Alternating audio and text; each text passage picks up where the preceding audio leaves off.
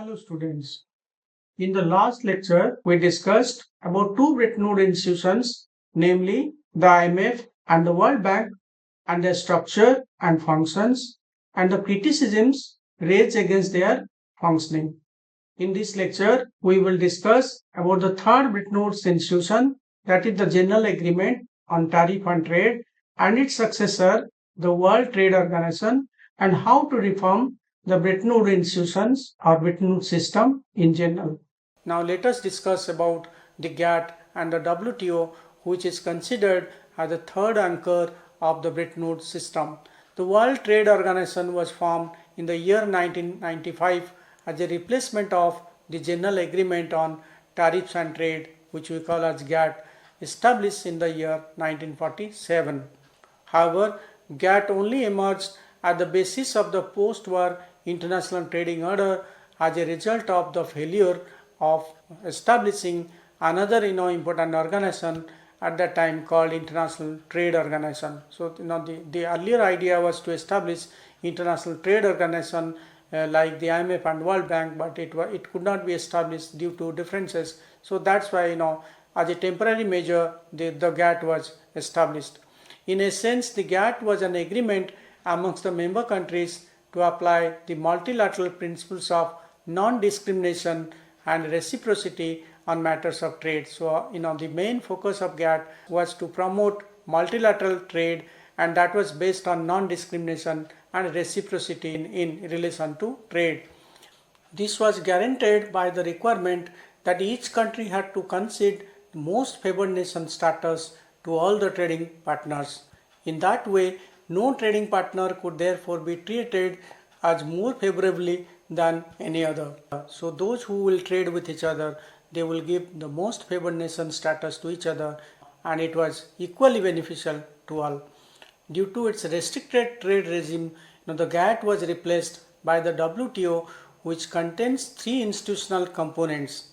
The first, a revised GATT. Second, General Agreement on Trade in Services. Third, the Agreement on Trade Related Intellectual Property Rights, or what you call the Tariffs. These components collectively enable the WTO to fulfill four important functions in international trade. So in a way we can say all these three institutions, they help the WTO to perform four important functions. First, it constitutes a forum for the exchange of information, consultation and negotiation among its 135 member countries. So basically, it provides a kind of forum to all the member countries to share information, to exchange information, consultation and negotiation. At the highest level, the trade ministers from the member countries meet every 2 years to discuss trade policy. So this is the highest decision making body of the WTO, where the trade ministers from all the member countries they are represented, and those who meet once in 2 years. Second, the WTO compels the trade policy actions of the member states. Underlying the entire WTO and its GATT predecessor is a single principle of non-discrimination. So basically the WTO policies are operating on the basis of non-discrimination, that economic welfare is greatest if policies do not discriminate among the suppliers and users of economic goods and services. So if you want to promote international trade, then it should be based on principle of non-discrimination, because if you don't discriminate, then there is a possibility of greatest economic welfare, and that would contribute to your prosperity and also to global prosperity. Third, the WTO specifies and permits a list of exceptions which lays out a number of specific instances in which WTO members may be exempted from the GATT rules. So there are certain exemptions which are given to countries on the basis of their economic development or on the level of their economic development, and that list of exceptions are decided by the WTO from time to time. Finally, the WTO offers a mechanism for the settlement of disputes among the member countries. Agreements are worthless, they are not properly enforced, because states may depart from them whenever they perceive it to be their interest to do so. So basically, if you depart from the agreement, if you don't follow the rules of the institution, then that will create problems to other countries, that will create problems to international trade and commerce. So that's why there is a dispute redressal mechanism, or you can say dispute settlement mechanism in the WTO itself, that if there are problems between two countries or three countries, that can be taken to the WTO and that will be solved by the WTO. In short, the WTO represents a major attempt to provide a more institutionalized and regulatory system for the conduct of international trade. So earlier, that the GATT was restricted in its nature, restricted in its scope. So in that way, WTO is a major reform over the GATT, and it provides an institutionalized and regulatory system to promote international trade and commerce.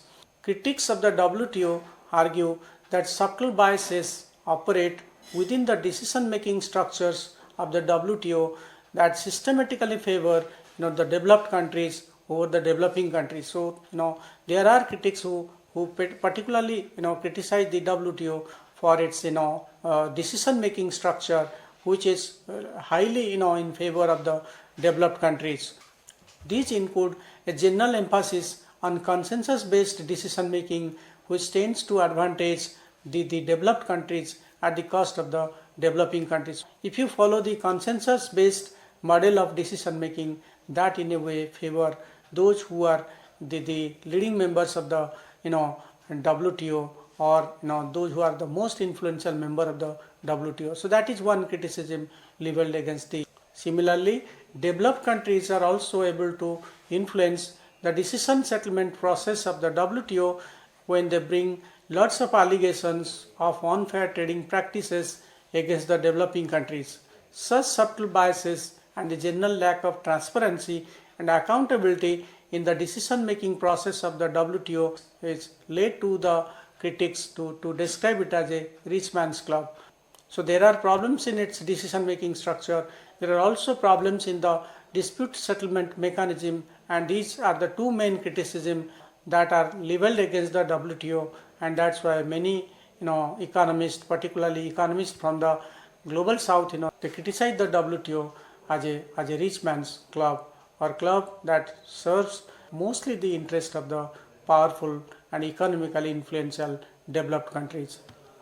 Now let us discuss if these are the problems associated with the IMF, the World Bank and WTO, then how to reform those institutions so that they serve the interest of all countries, not just about some few influential countries. There are serious concerns over the performance of the global economic governance institutions such as the IMF and World Bank established under the Bretton Woods system. The institutional architecture was put in place to address the problems exposed by the economic turmoil of 1930s, and yet financial and economic crises have occurred on a fairly regular basis since 1960s, and indeed have become increasingly frequent and more serious since 1980s. So if you look at the institutional structure of the IMF and World Bank or the Bretton Woods system, you will find they were mainly established to deal with the economic crisis or the Great Depression and the economic problems of the interwar period. But they are not very strong. They were not established keeping in view of the economic problems of the 60s, 70s, 80s, or even in the 21st century. So, you establish those institutions keeping in mind of the interwar economic problems, but they have proved as ineffective to deal with the current economic problems faced by the major countries.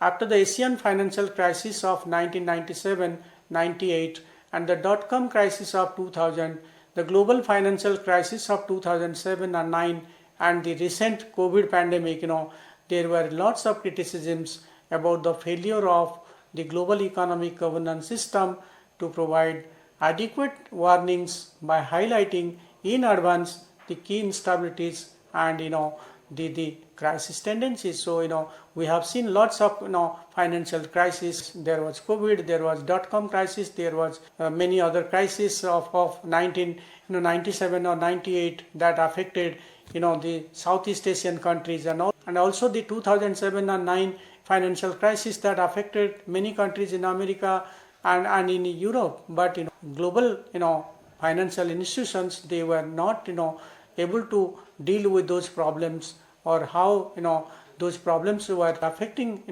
major economies or all the countries of the world. So they were not very effective in dealing with these kind of problems. So the global financial institutions, the IMF, World Bank, or WTO, so the logic is there are many crises, there are many economic instabilities, and what has been your role to address those kind of problems, those kind of crises.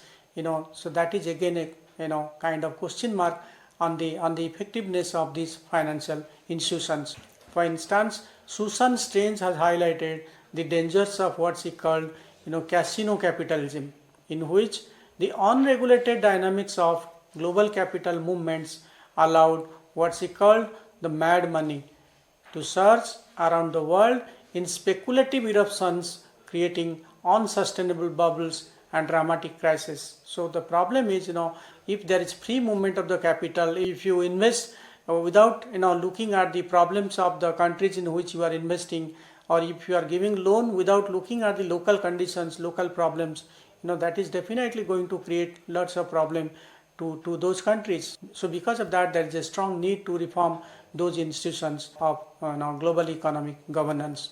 Similarly, many reputed economists have highlighted the dangers implicit in the dogma of market fundamentalism that underpin neoliberal globalization and help to shape the Washington Consensus. So other economists are particularly concerned about the dogma of market fundamentalism, because we know the benefit of the market, but at the same time it should not be ideologically followed, or we should not be color blind, and we don't look at the problem of market fundamentalism or market functioning. If you become a fundamentalist and you don't accept anything else except the market, so in a way that is going to create a lot of problem, and that is the reason why many economists, they criticize the functioning, the way the Bretton Woods systems or Bretton Woods financial systems operate. The dogma of market fundamentalism is basically established on the neoliberal globalization principles, and helped what is called the Washington Consensus, which are the sets of recommendations for the developing countries on free market and reduce economic role of the state. So the Washington Consensus, if you try to promote the neoliberal agenda or the Washington Consensus by giving more importance to the market and giving less economic role to the state, that may be beneficial for your economies which are highly developed.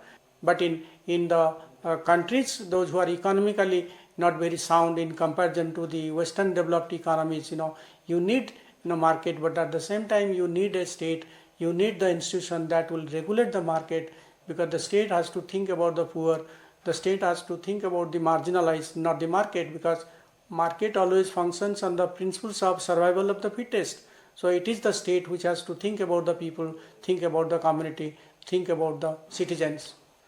But what would be the new Bretton Woods system look like? Again, that is a problem, because there is not a single model of reforming the global economic institutions, or in fact there are number of models which are suggested by the economists from time to time. Indeed, perhaps the only thing these competing models have in common is that none of them envisages a fully fledged return to the Bretton Woods system. The point is, these institutions were established at a particular period of history. Their mandate was different, their experience was different. So on that basis, you can't think of Bretton Woods system which would be effective for dealing with the 21st century economic problems. None of them, in other words, proposes the re-establishment of a dollar-based gold exchange standard as it was the earlier model of the IMF in its initial years, because a return to fixed exchange rates is widely deemed to be unfeasible or impractical in modern and globalized economic circumstances. Again, there is a problem with the fixed exchange rate of the dollar.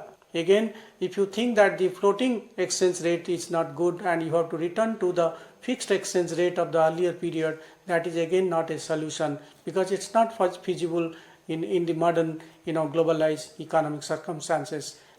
There is also a demand that the governance structure of these international institutions should change in line with the developments in the global economy, particularly for the last 2-3 decades, which is marked by the rise of important emerging economies or markets like India, China, Indonesia, and others. So in recent years you find there are lots of countries which have improved their economic performance, emerging as rising markets. So their interests, their needs, that should also be accommodated by the Bretton Woods economic systems.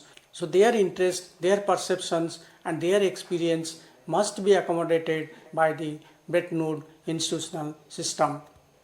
The cosmopolitan liberals, on the other hand, they are not interested for reforming these institutions.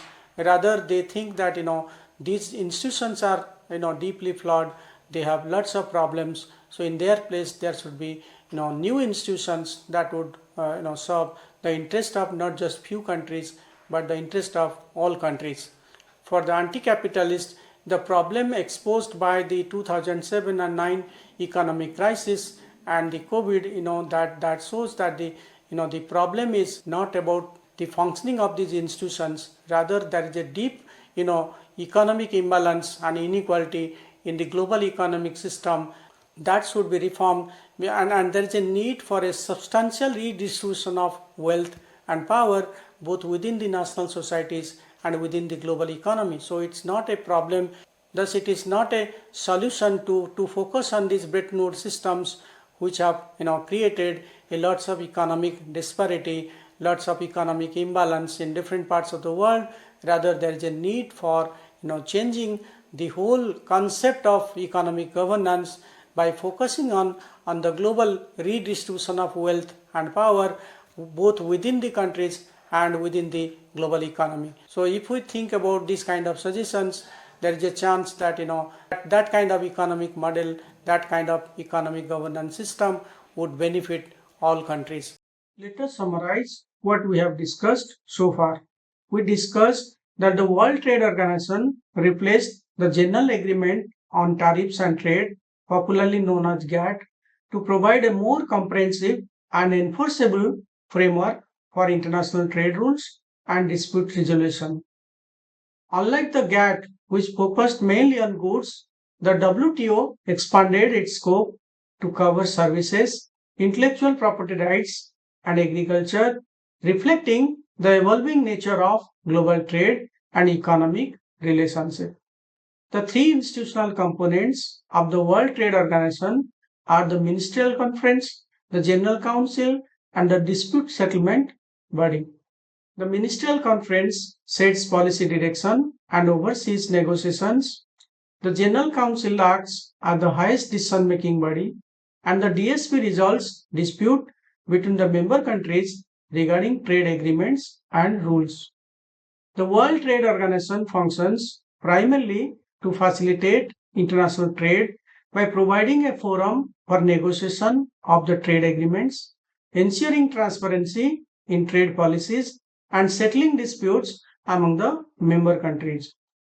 It also aims to promote fair competition, encourage economic development, and create a predictable environment for trade through the enforcement of multilateral trade rules and agreements.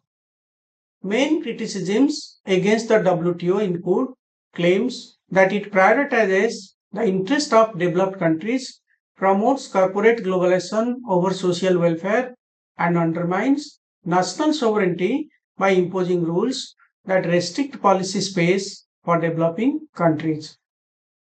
There are debates that the Bretton Woods system should be reformed to address its historical biases favoring the developed nations, enhance representation and decision-making power for emerging economies, and revise policies to prioritize sustainable development and social equity over solely financial stability and market liberalization. Reforms could also aim to strengthen mechanisms for crisis prevention and resolutions that are more responsive to the needs and realities of a diverse global economy. Cosmopolitan liberals argue for the creation of entirely new forms of global governance to replace institutions like the IMF, World Bank, and WTO because they perceive these institutions are deeply flawed in their current structure and functioning. Cosmopolitan liberals argue for the creation of entirely new forms of global governance structure to replace institutions like the IMF, World Bank, and WTO because they perceive these institutions as deeply flawed in their current structure and functioning. They contend that these institutions prioritize economic growth and market liberalization over human rights, social justice, and environmental sustainability. Therefore, they advocate for a new global governance framework that integrates these ethical considerations more effectively, promotes democratic accountability, and ensures equitable participation of all countries and stakeholders in the decision making processes. Anti-capitalists argue that critique of global economic governance frameworks, such as those of the Bretton Woods institutions, do not merely highlight the flaws or failures within these structures. Instead, they see these critiques as reflecting the inherent imbalances and inequalities that exist within the global economy itself.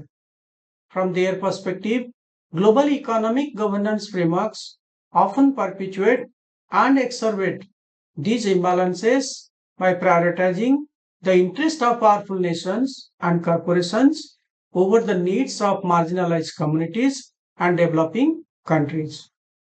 They contain that issues like poverty, environmental degradation, social injustice are not isolated failure of the governance problem, but systemic outcomes of a capitalist economic system that prioritizes profit and growth over human and environmental well-being. Therefore, anti-capitalist critique global economic governance not just for its procedural or operational shortcomings, but as a part of a broader critique of the structural inequalities and injustices embedded in the global economic order. Their advocacy often calls for fundamental changes to the global economic systems and governance structures to address these underlying issues and promote more equitable and sustainable development pathways. Thank you very much for your attention. We would meet in the next class with a new lecture. Thank you very much.